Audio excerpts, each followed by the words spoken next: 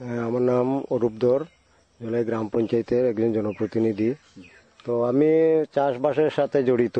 তো বর্তমান আমাদের দেশের যে পরিস্থিতি, ওই যে কাশ্মীরে যে একটা যুদ্ধ, মানে অপারেশন সিন্দুর নিয়ে যে একটা, এতে আমরা বহুত মানে আমাদের দেশটা যেভাবে আগাইয়া যাইতেছে, এই যে বিষয়গুলা মানে বিভিন্ন বিভিন্ন রাষ্ট্রের মানে সহ্য হইতেছে না, যার কারণে এই যে সমস্যাগুলা সৃষ্টি করতেছে। তো তারপর যেমন আজকে আমাদের যে বাইরের রাষ্ট্রের যে উগ্রবাদীগুলো আছে, এই উগ্রবাদীগুলাই আমাদের ভারতে আইয়া মানে সমস্যা সৃষ্টি করতেছে।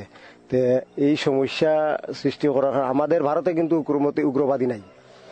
তারপরে ওই আমাদের যে দুইজন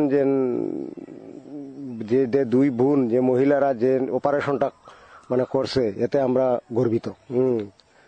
তো এটাই আমরা চাই যে আমাদের ভারতবর্ষটা যেভাবে আগাইয়া যাইতেছে আরো আগাইয়া নিতে পারি, এই চেষ্টাতে আমরা যে আমাদের দেশের যে নারী শক্তিটা মানে যেভাবে মানে আগাইয়া যাইতেছে, আমিও এটা মানে সবার কাছে, মা বোন মাসিদের কাছে, আমার ঘরেরও যে মা বোনদের কাছে মানে এটাই চাই যে আগামী দিনও যাতে আমাদের মা মাসিরা মানে অস্ত্র ধরতে প্রস্তুত থাকেন, যাতে পিছু পা আসেন না, বা আমাদের দেশে যদি কেউ আঘাত করে তো আমরা সব্রতভাবে মানে এটা প্রতিবাদ করব।